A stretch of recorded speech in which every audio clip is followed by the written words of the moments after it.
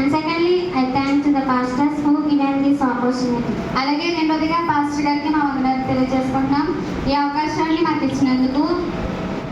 And also we thank and we also greet the pastors, those who are sitting here. అలాగే stage మీద కొనంపేట కూడి వచ్చిన మీ అందరికి కూడా మా హృదయపూర్వక వందనాలు. Today ఈ విధంగా కూడుకుని ఉన్నాం. and also we are gathered here to hear the God's words and also to build our spiritual life faithfully. దేవుని వాక్యం వినడానికి అలాగే దేవుని ఆరాధించడానికి దేవునిలో మన యొక్క విశ్వాసాన్ని బలపరచుకోవడానికి మనం ఈరోజు కూడి ఉన్నాం.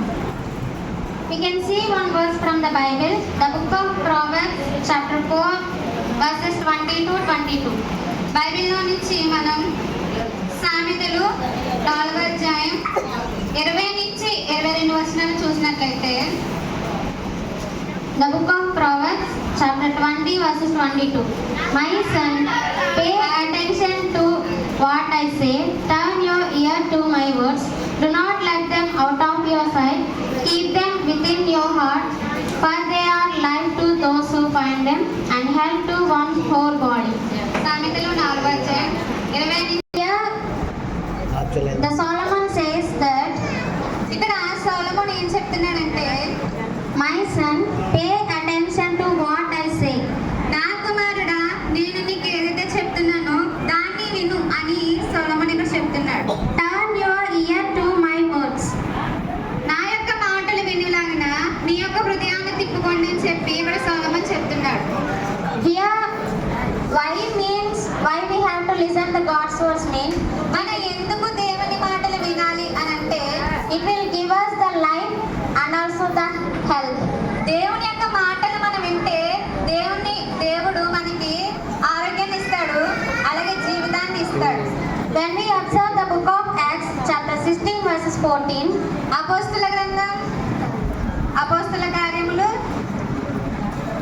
16వ అధ్యాయం 14వ వచనం మనం చూసినట్లయితే అపోస్తుల కార్యములు 16వ అధ్యాయం 14వ వచనం మనం చూసినట్లయితే there we can find one woman called Lydia. అక్కడ మనం లూదియా అనే స్త్రీని చూడవచ్చు.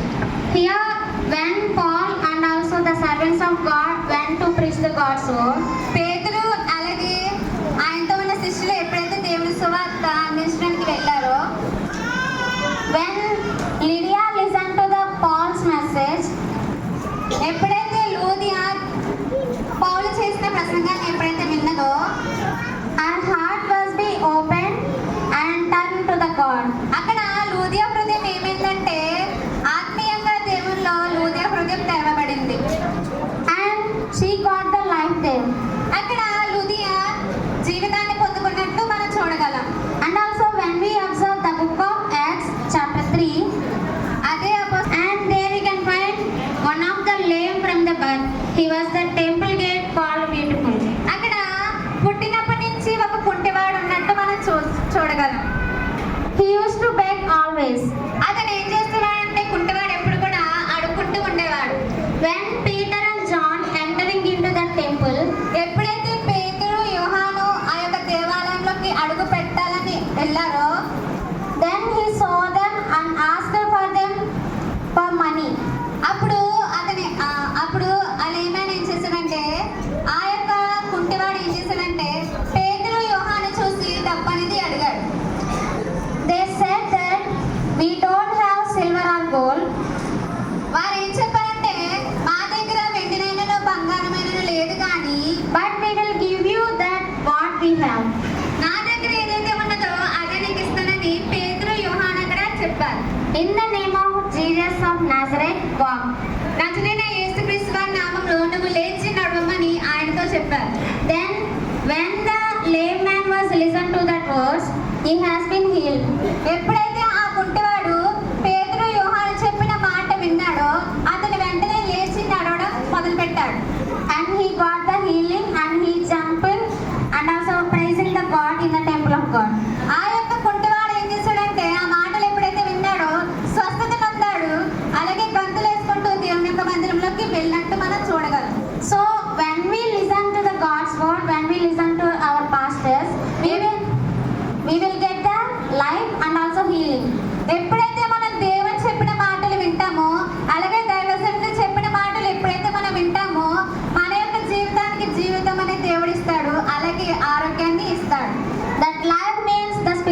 lifestyle. ఇక్కడ జీవితం అంటే ఏంటంటే ఆత్మీయమైన The God's word. మరి ఈ రోజు మన మధ్యకి దైవజనుడు వాక్యం చెప్పడానికి మన మధ్యకి వచ్చారు. So we should be listen carefully.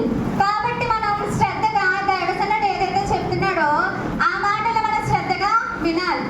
So when we listen that words, we will be get life like Lydia. ఎప్పుడైతే మనం దైవజనుడు చెప్పిన మాటలు వింటామో అక్కడ లూదియా ఎలాగైతే లూదియా హృదయం తెరవబడిందో ఈ రోజు మన యొక్క హృదయాలు కూడా దేవుని యందు తెరవబడతాయి. And also we will get the healing like the lame person. అలాగే అడుక్కునేవాడు లేదంటే కుంటివాడు ఎలాగైతే స్వస్థత పొందాడో అలాగే దైవజనుడి మాట ఎప్పుడైతే మనం వింటామో మనకు కూడా స్వస్థత అనేది కలుగుతుంది. So today God want to talk to us. So be ready and be carefully listen to the God's word. ఈ రోజు దేవుడు దైవజనుడి ద్వారా మనతో మాట్లాడాలనుకుంటున్నారు కాబట్టి మనందరం కూడా శ్రద్ధ కలిగి దైవజనుడు ఏమైతే మనతో చెప్పాలనుకుంటున్నారో ఆ మాటలు విందాం. And thank you. May God bless you all. అందరికీ వందనాలు. దేవుడు